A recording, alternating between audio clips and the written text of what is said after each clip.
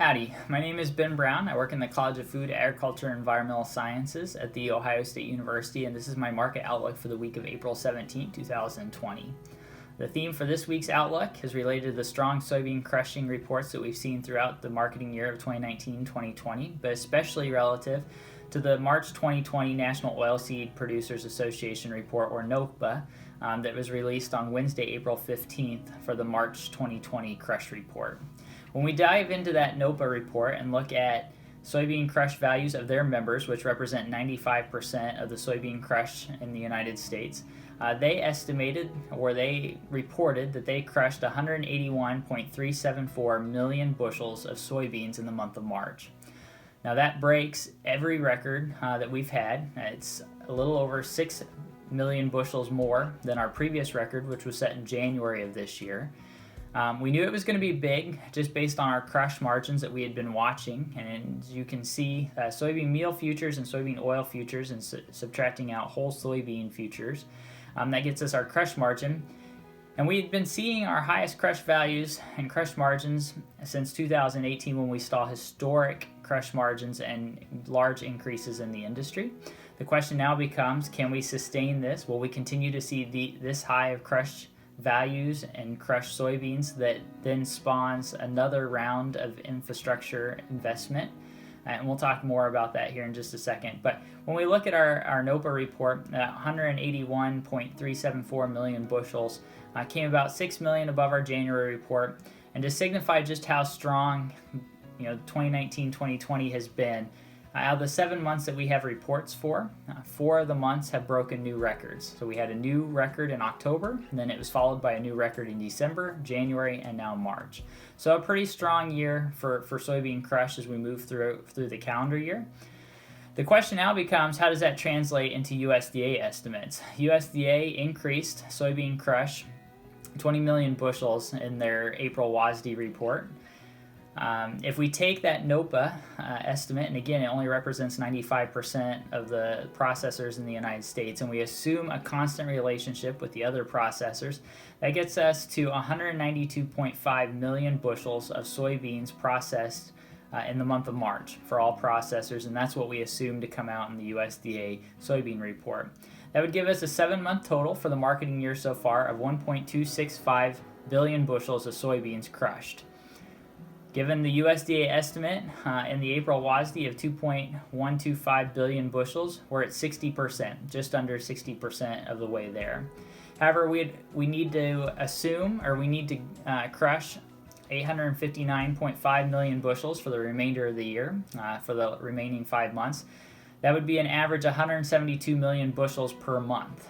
Only September of our current year has not reached the 172 million bushel mark. I just told you we had 181.3 million bushels in March. That's almost 9. That's over 9 billion bushels more than what we need to average for the remainder of the year. So can we sustain this as we move forward? The other question becomes, are we still too low? Should we expect to see another increase in soybean crush sometime during the remainder of the year? Well, if we take our season average estimates that we have so far, our reports, adjust them seasonally for what we normally see each month of the year, that would imply a final marketing year average of 2.14 billion bushels of soybeans used. While that's possible, we are dealing with some infrastructure challenges or limitations as we look ahead. In years when the industry is expanding infrastructure to increase soybean crush, it increases at the tune of about 8%. In years where the industry is not increasing soybean crush, it's only increasing at 1.2%. So while we have seen some investments in infrastructure this year, it's not necessarily sure, and I'm not 100% confident that we've increased soybean crushing capacity in the United States at the 2.4% we need to reach that 2.14 billion bushels of soybean crush. So while it's possible, I don't think we'll reach that 2.140. And then I'll talk about if USDA overshot their estimate when we get into the demand issue. But if we continue with our demand, both soybean meal and oil, I think it is possible to continue to see robust soybean crush the remainder of the year. But that's a big if. That is if demand continues through the remainder of the marketing year. So let's talk a little bit about demand. I'm going to start on the export side, and then we'll move to the domestic market. On the export side, for meal, currently it's estimated at 13.45 million pounds of soybean meal to be exported. That's 104,000 tons below last year. Our total commitments for the year are down 3%, and our outstanding sales, so what we have left, what we've sold and then hasn't been shipped yet, is down 12%. So not only are we down in total commitments, but we're going to have to see a pickup in sales as we move forward in the remainder of the marketing year. When we look at where some of our biggest shifts have come from, we saw an increase in Canada and Central America, but that did not make up for what we lost in Vietnam, Europe, and Japan. Those three countries are down anywhere between 40 and 60% year over year. So when we look at soybean meal exports, one of the challenges that we're facing is strong competition out of South America, especially Argentina and Brazil. Both countries have seen their currency decline compared to the US dollar in the neighborhood of somewhere around 30 to 33% since the beginning of the marketing year. That continues to create a little bit of headwind for U.S. exports into some of these markets.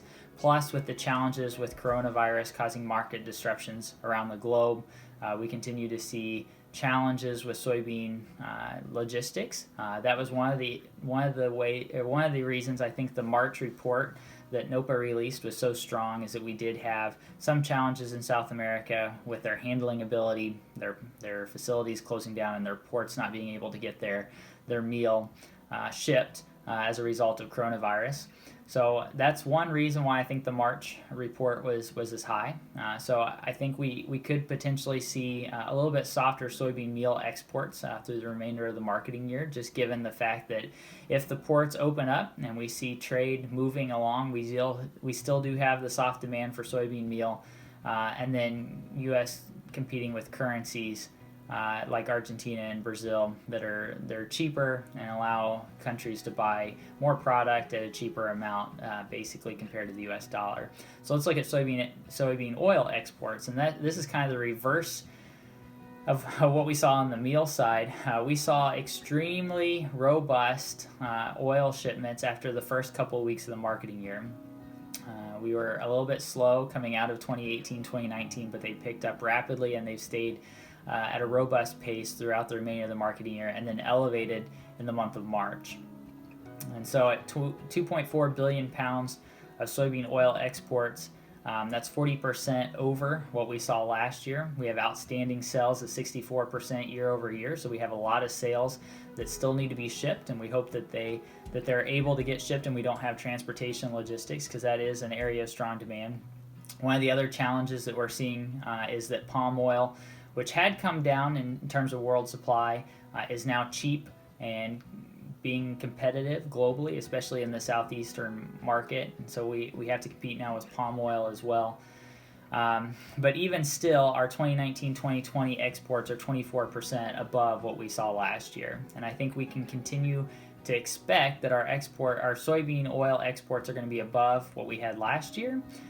They could come down a little bit from our current estimates, though, just as we look at lost economic demand or activity globally, the reduced driving and consumption of biofuels, including biodiesel, around the globe, here in the United States and South America as well, and China and India reducing some of their demand for soybean oil as well. So I think those are challenges on the oil side. I think we still can see a year-over-year increase, a significant increase, as a matter of fact, but maybe not as strong as what USDA has currently got it. So in closing, I would just say that I think USDA's increase of 20 million bushels soybean crush in the April WASDE is justified. I think it meets the expectation of some of the strong crush that we saw throughout the marketing year, especially in the month of March. However, as we look ahead, I think there's great uncertainty in our ability to maintain that pace, especially with declining demand for soybean meal internationally, declining soybean oil from an already increased or record. So I think we will see strength there, but maybe not as strong as what it currently is. And then when we look domestically, The soybean meal is picking up some strength in some markets as we've seen a reduction in ethanol, especially ethanol production producing dried distillers grains. We have some markets where soybean meal demand is increasing due to the demand to feed animals, with the hog herd 6% over where we were a year ago, and a very large cattle on feed crop. There is demand for feed. Now the question becomes, is there access for those animals at the packing facility? And we've heard reports of packing facilities closing down or slowing down. That reduces input needed or live animals into the facility when those slow down. And so in a normal year, when you have low prices like what we've got now, and the packing plants are working as they should, you would actually see increased feed demand. But we've got a unique situation right now where the packing plants are slowing down animal consumption or animal feed consumption, and therefore, it's challenging to see what the feed outlook looks going forward. I think we will see stronger demand for soybean meal in the next couple weeks, especially again with the lack of dried distillers grains.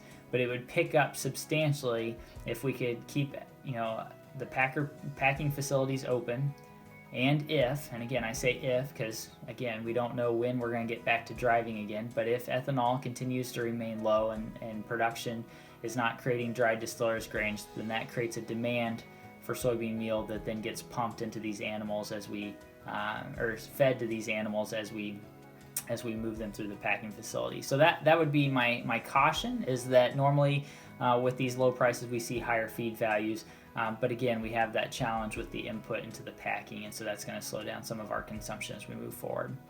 Overall, I think we will probably see USDA stay with their number at 2.125 million bushels of soybean crush throughout the marketing year, unless there's extreme economic disruption moving forward. And with that, I just want to end with that the farm office will be holding live office hours on Monday, April 20th at 8 o'clock p.m. You can register and get a reminder update. And with that, I thank you for your time, and I hope to see you around the state of Ohio soon. Have a great day.